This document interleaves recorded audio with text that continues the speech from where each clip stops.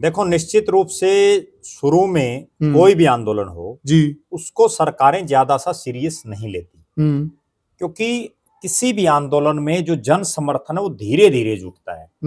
अब और मोदी सरकार का ना तो देश के प्रधानमंत्री का कोई इस तरह का कोई बयान अभी तक आया है, ठीक है, कि हम एमएसपी देंगे, एमएसपी का कानून बढ़ाएंगे। ना ही कहीं कोई कृषि मंत्री जी का भी इस संदर्भ में कोई इस सत्र पर कोई बयान नहीं आया है। हाँ ठीक है, हरियाणा के मुख्यमंत्री जी बार बार कह रहे हैं कि हम 24 फसलों पर एमएसपी दे रहे हैं। उसमें सिर्फ एक ही चीज का फायदा है कि आपकी उस किसान वर्ग में एक जो है भावनात्मक लगाव आपका जुड़ जाएगा, एक उस किसान वर्ग में आपकी छवि अच्छी बन जाएगी जी। और लोग ये कहेंगे कि भाई जगदीप धनखड़ भले ही बीजेपी ने उपराष्ट्रपति बनाया हो मोदी जी ने, लेकिन वो आदमी बढ़िया है, किसानों की बात कर रहा है। राजनीति की दुनिया की बात कर दो साथियों, हरियाणा और पंजाब विशेषकर दो राज्य, और परंतु अगर मैं पूरा उत्तर भारत का हूं तो वहां पर भी किसान आंदोलन की पूरी सुगबुगाहट है और भारत सरकार भी कहीं न कहीं इस मामले में फंसती हुई नजर आ रही है। इसका हल क्या निकलेगा? क्या सरकार इस मामले को गंभीरता से ले रही है या फिर सरकार का वही टरकाऊ रवैया है? असलियत क्या है? सुप्रीम कोर्ट भी पूरी तरह से इन्वॉल्व है।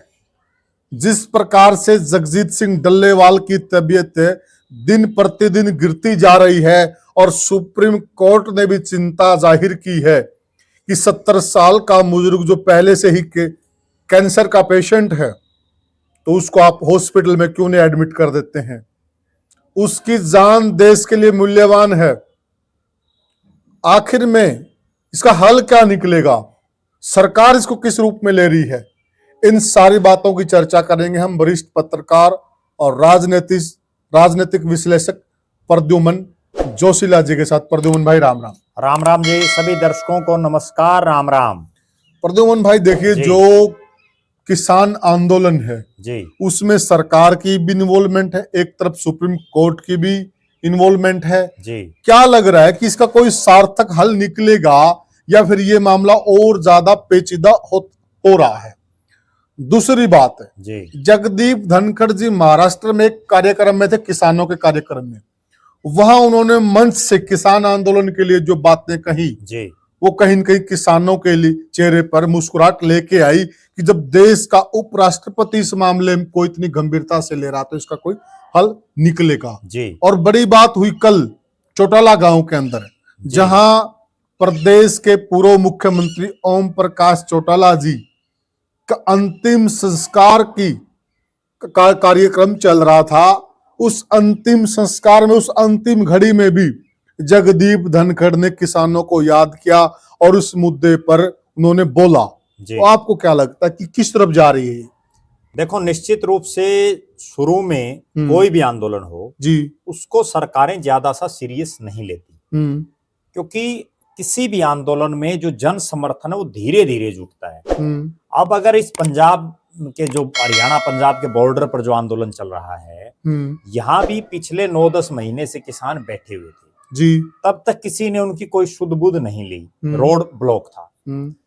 उसके बाद जब किसान नेता जगजीत सिंह डल्लेवाल ने एक बड़ा ऐतिहासिक फैसला लिया और उन्होंने आमरण भूख हड़ताल करने का ऐलान किया, उसके बाद भी शुरू में तो उसमें भी कोई ज्यादा सा रिएक्शन नहीं लिया गया, लेकिन जो वो भूख हड़ताल बढ़ती गई और उसके बाद उनका स्वास्थ्य निरंतर गिरता गया, पक्ष और विपक्ष के जो नेता हैं उन पर भी जनता का दबाव भी धीरे धीरे बढ़ता गया और धीरे धीरे जो पंजाब का एक आंदोलन था पंजाब के किसानों का, उसमें हरियाणा के किसान भी वहां जाकर के अपना समर्थन देने लगे जी, विपक्ष के नेता भी वहां जा करके अपना समर्थन देने लगे, चाहे वो अभय सिंह चौटाला हो, दीपेंद्र सिंह हुड्डा हो और भी बहुत से नेता वहां गए जी। उसके बाद सरकारों के कानों में कुछ कुछ जूं रेंगी जब देश की संसद में भी इन किसानों के समर्थन की मांग को जो लेकर के जो है बार बार सांसदों द्वारा मुद्दा उठाया गया जी, संसद के बाहर भी संसद के भीतर। तो उसके बाद कहीं ना कहीं चाहे वो देश के गृह मंत्री हों अमित शाह जी, उन्होंने भी इस पर संज्ञान लेने का काम किया। चाहे वो देश के कृषि मंत्री हों शिवराज सिंह चौहान जी, उन्होंने भी जो है कहीं ना कहीं इस मुद्दे का समाधान के लिए कुछ ना कुछ हाथ पैर मारने शुरू किए। और असली जो इसमें करंट आया वो तब आया जब देश के उपराष्ट्रपति महामहिम जगदीप धनखड़ जी ने पहले महाराष्ट्र में जो है किसानों की इन समस्या जो मांगे हैं इनको समाधान करने की बात कही, और उसके बाद उन्होंने चौटाला साहब की जो अंतिम संस्कार की क्रिया थी जी, उसमें तेजाखेड़ा फार्म हाउस पर भी किसानों को उन्होंने याद किया। कहीं ना कहीं ये वो दर्शा रहे हैं कि अगर एक किसान का बेटा देश के सर्वोच्च जो दूसरा पद है उपराष्ट्रपति का उस पर बैठा हुआ है तो आज भी उसको किसानों की चिंता है। लेकिन अभी तक देखो ठीक है, पक्ष के नेता भी अब इस पर चर्चाएं करने लगे, विपक्ष के नेता भी लगातार मांग उठा रहे हैं, लेकिन समाधान की तरफ कोई प्रयास नहीं किया जा रहा। जब तक इस चीज का समस्या का समाधान नहीं होगा तब तक कुछ भी कहना जो है मुंह से तो कुछ भी कह दो तो क्या अभी तक फायदा नहीं है। तो क्या अभी तक प्रद्युमन भाई इसका राजनीतिकरण हो रहा है? देखो अभी तक तो मैं वही चीज मान रहा हूं कि जैसे SYL नहर का मुद्दा हरियाणा में जो वर्षों से हर पार्टी कह रही है लेकिन अभी तक नहीं बनी है ना, वही सेम सीन यही किसान आंदोलन पे है। जब माननीय सुप्रीम कोर्ट तक अपनी बातें कह रहा है उसके बावजूद ना तो जगजीत सिंह डल्लेवाल के स्वास्थ्य की तरफ जो उनका लगातार गिरता जा रहा है, कहीं ना कहीं जो आंदोलन होते हैं वो भी शहादत मांगते हैं। तो कई बार ये होता है कि एक बुजुर्ग इतने लंबे समय से जो लगातार और खुद भी पहले भी बीमार हैं तो कहीं ना कहीं सरकार को तुरंत प्रभाव से जो है उनकी बातों को सुनना चाहिए। अभी तक तो समाधान तो बाद की बात है कि समाधान सरकार क्या करेगी। अभी तक तो सरकार उनसे कोई 1-to-1 मीटिंग ही नहीं कर रही उनसे, या उनकी जो कमेटियां बनी हुई हैं जो जत्थेदारियां बनी हुई हैं उनसे कहीं कोई बात ही नहीं हो पा रही। तो जब तक ये वार्ता का दौर नहीं चलेगा तब तक किसी समाधान की तो कहीं कोई कल्पना ही नहीं की जा सकती। इसमें एक पहलू ये भी है क्या, देखिए पिछली बार जो आंदोलन हुआ था उसमें SKM का बड़ा रोल था जी। इस बार SKM इन्वॉल्व नहीं है उस तरीके से जी, और हरियाणा भी इन्वॉल्व नहीं जिस प्रकार से पहले था, तो पूरा दबाव नहीं बन पा रहा क्या? देखो निश्चित रूप से पिछली बार का जो किसान आंदोलन था ना उसमें एक बहुत बड़ा जो मुद्दा था, क्योंकि आंदोलन हमेशा मुद्दों से चलते हैं और मुद्दा ऐसा होना चाहिए जो जनता की समझ में आ जाए। MSP की मांग तब भी थी जो आज मांग रहे हैं, लेकिन तब जो असली बात थी जिस पर यह आंदोलन उठा वो बात थी कि अंबानी और अडानी को देश के किसानों की जमीनें दे दी जाए। और जब एक किसान को ये लगे कि मेरी जमीन अडानी अंबानी को दे दी जाएगी, और जो प्रचार हुआ कि उसके बाद आपके बेटे आप खुद यहाँ मजदूरी करोगे इस जमीन पर, तब उन लोगों के, क्योंकि आम जनता को आम किसान को आप जो है देसी भाषा में ही समझा सकते, और वो बात उनको तुरंत समझ में आ गई। और उसके बाद उन्होंने बड़े स्तर पर इस आंदोलन का समर्थन किया क्योंकि वो उनका पर्सनल मुद्दा जुड़ गया कि हमें हमारी जमीन बचानी है। बिल्कुल। अब बहुत से तो किसान ऐसे हैं जिनको यही नहीं पता कि MSP होती क्या है, MSP की फुल फॉर्म क्या है, ये हमारे क्या काम आएगी जी, क्योंकि जब तभी वो उस मुद्दे से नहीं जुड़ पा रहे। सही बात है। फिर पिछली बार क्या हुआ कि इस मुद्दे को लेकर के तमाम जो अलग अलग किसान यूनियनें बनी हुई थी, क्योंकि पहले शुरुआत में तो 1-2 यूनियनें थी देश में, उसके बाद बहुत से अलग अलग जो उनकी जैसे फांट पाट जाती हैं तो इस तरह से उनकी अलग अलग शाखाएं बन गई। तो उन तमाम लोगों ने एक साथ इस संघर्ष को किया और जिसका परिणाम ये हुआ कि 13 साल लंबा आंदोलन चला और उसके बाद मोदी जी को झुकना पड़ा, वो कानून उल्टे लेने पड़े। वो जो आंदोलन था ना 13 महीने का, उसमें MSP ये ठीक एक मुद्दा था, लेकिन जनता के दिमाग में सिर्फ एक ही चीज थी, अंबानी अडानी कहीं हमारी जमीन पर कब्जा ना कर ले, अंबानी अडानी हमारी जमीन ना ले। उस टाइम सेंटिमेंट अलग था, सिर्फ यही चीज थी, तभी वो जनता जुड़ी हुई थी, वो जन आंदोलन बन गया था। अब जो चीज है वो ये है कि पिछली बार तो वो जनता से लोग जुड़ गए थे जी। अब क्या है कि जो MSP की मांग को लेकर के बैठे, ठीक है मांग जायज है, होनी भी चाहिए, लेकिन एक तो 2 ही धड़ों ने ये ऐलान किया जो उनकी मैं सबसे बड़ी कमजोरी मानता हूँ। दूसरा इसी बीच क्या और जिनकी पकड़ भी सीमित क्षेत्र में है, बहुत सीमित क्षेत्र में है, क्योंकि बहुत अगर सीमित। इतने बड़े क्षेत्र में होते तो 9 महीने कोई धरने आंदोलन थोड़ी चलते हैं। बिल्कुल। सरकार कहीं ना कहीं तो वार्ता करती। वो ये कह रहे हैं कि 9 महीने में हमारे साथ वार्ता ही नहीं की। वार्ता ही नहीं थी। कम से कम वार्ता तो होती है, राउंड टेबल पर बातचीत तो होगी। अब उसके बाद क्या है कि पंजाब के एक बहुत सीमित क्षेत्र में आंदोलन हुआ, और उसके बाद इसमें हरियाणा सहित तमाम जो किसान संगठन थे उनने भी कोई ज्यादा इन्वॉल्वमेंट नहीं की। और वो हरियाणा की इन्वॉल्वमेंट पिछली बार भी इसलिए ज्यादा बढ़ी, क्या पीपड़ी में एक लाठीचार्ज हुआ, वहां पीपड़ी कांड के नाम से वो मशहूर हुआ, और उसके बाद यहाँ के किसान सिर्फ इस बात पर उठ खड़े हुए कि आपकी जमीनें जाएंगी। अब वो कोई मुद्दा रहा नहीं, क्योंकि वो विड्रॉ कर ली। अब ये एमएसपी की मांग के इस आंदोलन से पहले इसको एक जन आंदोलन बनाना चाहिए। इन्होंने तो मेरे ख्याल में ना तो किसी से कोई सलाह मशवरा किया नहीं, जब तक आप एकजुटता नहीं दिखाएंगे। अच्छा, एक और बड़ी गजब बात इनमें भी सुनने में आ रहा कि जितनी यूनियनें हैं जी, इनके अंदर भी एक आपस में रस्साकसी चल रही है। चीज पर आ रहा था। इनमें दरअसल असली कहानी क्या हो रही है, जब 13 महीने का आंदोलन चला तो बहुत से चौधरी बन गए। अपने इस क्षेत्र में भी बहुत से हैं, अलग अलग क्षेत्रों में। सही कहा। अब जब चौधरी ज्यादा हो जाते हैं तो फिर कोई फैसला सिरे चढ़ता नहीं। अब इसमें चौधरी इतने हैं कि वो सारे अपनी अपनी पूछ जाते हैं, अपने अपने हिसाब से फैसले करवाते हैं, लेकिन वो सिस्टम कोई सिरे चढ़ नहीं पा रहा। दूसरी बात, उस समय जो आंदोलन था तब ऐसा माहौल था कि मोदी जी का, क्योंकि लोकसभा का चुनाव होना था उसके बाद, और हरियाणा में भी विधानसभा का चुनाव होना था, पंजाब में भी विधानसभा का चुनाव होना था जी। तो उस समय ये हालात थी, उत्तर प्रदेश में भी होना था, उस समय ये हालात थी कि अब चुनाव है और चुनाव में लोग बड़ी तादाद में, जो किसान कम्युनिटी है वो बीजेपी को हराना चाह रही थी, इसलिए लोग उठ खड़े हुए। लेकिन बीजेपी फिर जीत गई, उत्तर प्रदेश में भी जीत गई, केंद्र में भी मोदी जी आ गए, और जो है हरियाणा में भी बीजेपी जीत गई, पंजाब में भी आम आदमी पार्टी जीत गई। तो कहीं ना कहीं जो लोग इसके साथ जुड़े हुए थे जी, उनका मनोबल डाउन हो गया जी। और बहुत से किसान नेताओं ने चुनाव लड़ लिए, जिसमें उनकी पोल पट्टी पट गई। उसके बाद ये समझ में जनता को भी आने लगा कि ये केवल राजनीति कर रहे हैं किसान के नाम पर बहुत से नेता जी। और वो उन बड़े जो आगू नेता उनके अलावा जो अलग अलग टोलों पर जो लोग बैठे थे ना, जो टोलों में प्रधान बने बैठे थे या अलग अलग कहीं टोल कमेटियां यूनियन थी, उनमें भी बहुत से लोग ऐसे थे जो अपनी राजनीतिक गोटियां फिट करना चाह रहे थे। किसी की होगी, किसी की रहेगी, चेहरा चमका रहे थे जी। तो वो कहीं ना कहीं वो प्रयास थे, चुनावी माहौल था। अब ना तो हरियाणा में चुनाव है दूर दूर, ना पंजाब में है, ना उत्तर प्रदेश में है, ना केंद्र में है।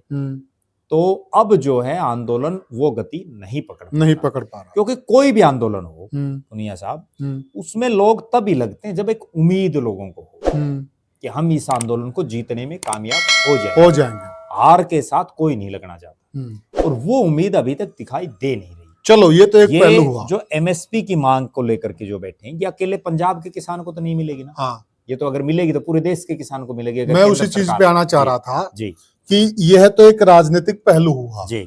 आंदोलन का किसने लाभ उठाया जी, और आंदोलन कहां से कमजोर हुआ जी, और अब मजबूत क्यों नहीं हो रहा जी। अब हम दूसरी बात पे आते हैं। देखिए, एमएसपी का जो मुद्दा है जी, एमएसपी को जो लाभ मिलना, पूरे भारतवर्ष को उसका लाभ मिलना है जी। और दूसरा, जो राजनीति तो हुई लेकिन मुद्दा तो है, एमएसपी चाहिए तो बिल्कुल। तो क्या सरकार इसको अपने स्तर पर, जिस प्रकार से बयान आ रहे जगदीप धनखड़ के जी, आपको लगता है कि सरकार सीरियस है? देखो, मुझे ऐसा लग रहा है कि जगदीप धनखड़ तो एक संवैधानिक पद पर बैठे हैं हाँ, और ना उनको ये फैसले लागू करने, ये तो केंद्र की मोदी सरकार पारित करेगी। और मोदी सरकार का ना तो देश के प्रधानमंत्री का कोई इस तरह का कोई बयान अभी तक आया है ठीक है कि हम एमएसपी देंगे, एमएसपी का कानून बनाएंगे, ना ही कहीं ना कहीं कोई कृषि मंत्री जी का भी इस संदर्भ में कोई इस सत्र पर कोई बयान नहीं आया है। हाँ ठीक है, हरियाणा के मुख्यमंत्री जी बार बार कह रहे हैं कि हम 24 फसलों पर एमएसपी दे रहे हैं, और अलग अलग राज्यों की बात कर रहे हैं। कृषि मंत्री ने भी लोकसभा में यही कहा, राज्यसभा में उन्होंने यही कहा कि हम इतनी फसलों पर दे रहे हैं, एमएसपी दे इतना बजट हमने लगाया जी, आगे भी हम एमएसपी पे खरीदेंगे। इस तरह की वार्तालाप तो जरूर हुई है। नहीं, वो वार्तालाप हुई है। अब आप एक चीज देखिए कि हम भी किसान हैं, आप भी किसान हो, हम जो दर्शक उनमें से भी ज्यादातर किसान हैं। हमें खुद को ये पता नहीं कि हमारी फसल एमएसपी पर बिक रही या नहीं बिक रही, औने पौने दामों पर बिक रही है। हाँ सही है। ठीक है। और जमींदार की फसल एक ऐसी चीज है जो जमींदार उगाता है, किसान उगाता है, और उसका भाव जो है व्यापारी तय करते हैं। कितनी बड़ी बात है। वरना तो कोई सुई भी बनाता है, वो भी अपना ये रेट करता है कि मैं इतने रुपए की ये सुई बेचूंगा। बिल्कुल सही कहा। जबकि किसान अगले से पूछता है।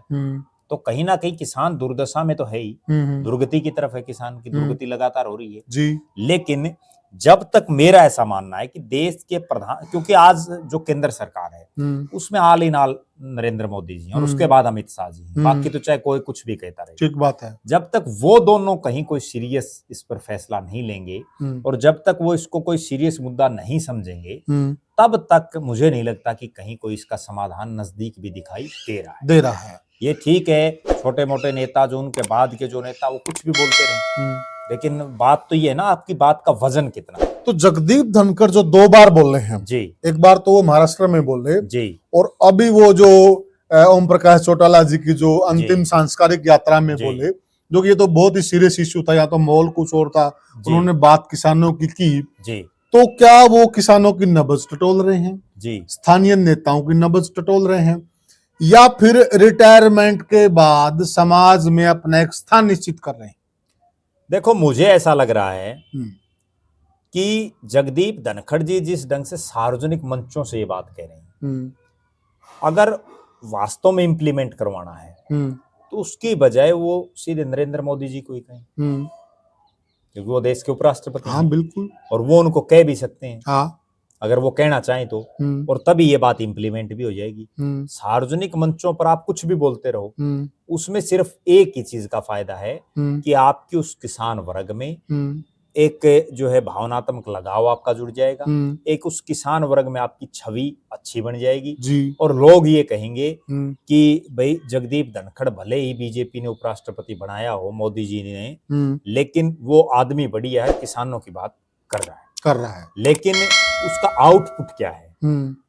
बात तो ये है। हाँ। कि आउटपुट तो जीरो है। बिल्कुल बिल्कुल। अब वो महाराष्ट्र में बोले, उसके बाद क्या शिवराज सिंह चौहान ने कोई जवाब दिया उनको? जी कुछ भी नहीं जी। अब वो कल बोल गए, उसके बावजूद भी कुछ नहीं है। उसके बाद महाराष्ट्र में जब वो बोले, उसके बाद एक मीटिंग की गई शिवराज सिंह चौहान के द्वारा। हाँ। वो आपकी बात, लेकिन मीटिंग में क्या बातचीत हुई वो बाहर नहीं आ। जनता असली कहानी ये है ना, आप मीटिंग करते रहो, जो आंदोलनकारी हैं, जो वहां बैठे हैं, उनकी किसी ने सुध बुध ली? आपने एमएसपी का कानून बनाने के लिए कहीं कोई एक कदम आगे बढ़ाया? बात तो वो है। आप मीटिंग चाहे हर रोज करते रहो, ठीक है बात। और मीटिंग में भी ये होता है भाई ठीक है, किसी नेता ने ये बोल दिया कि हमने ये मीटिंग कर ली और मीटिंग हो भी गई, अब हमें जनता को ये क्या पता कि उस मीटिंग में हुआ क्या। तो आपको क्या लगता है कि आपको फिलहाल इसका कोई हल निकलता हुआ दिख रहा है, या फिर ये इसी प्रकार से लंबा खींचेगा? देखो मुझे ऐसा लग रहा है कि जिस दिन सरकारें चाहेंगी उस दिन तो इसका समाधान तुरंत हो जाएगा। उससे पहले अगर जनता अपने दम पर इसका हल करवाना चाहती है तो उसके लिए इस आंदोलन को अभी जन आंदोलन बनाना होगा, क्योंकि ये आंदोलन मेरी नजर में कम से कम अभी तक जन आंदोलन नहीं बना। मुट्ठी भर लोगों का आंदोलन, ये कुछ एक लोगों का है और इसको कुछ एक राजनीतिक लोग या जो किसान संगठनों के अगुवा हैं वही अभी तक समर्थन दे रहे हैं। अभी तक ये जन जन का आंदोलन नहीं बन पाया है। तभी किसानों की जो ये मांगे हैं इनको लेकर के सरकार ज्यादा सीरियस नहीं है जी। तो साथियों, ये हमने चर्चा की कि दरअसल जगदीप धनखड़ द्वारा बोला तो जा रहा है परंतु उसका कोई आउटपुट नजर नहीं आ रहा है। तो क्यों बोला जा रहा है, उसके मायने क्या हैं? तो प्रद्युमन भाई ने आपको वो मायने भी समझाए, और आपकी नजर में क्या मायने, आप क्या समझते हैं? क्या ये मुद्दे का सॉल्यूशन निकलेगा तो किस प्रकार से निकलेगा और कैसे निकलना चाहिए? आप क्या सोचते हैं? आप भी हमें कमेंट सेक्शन में जरूर बताइएगा, और वीडियो को ज्यादा से ज्यादा शेयर कीजिएगा और चैनल को सब्सक्राइब कीजिएगा। तो साथियों, फिर हम मिलेंगे आपसे, तब तक के लिए राम राम। राम राम।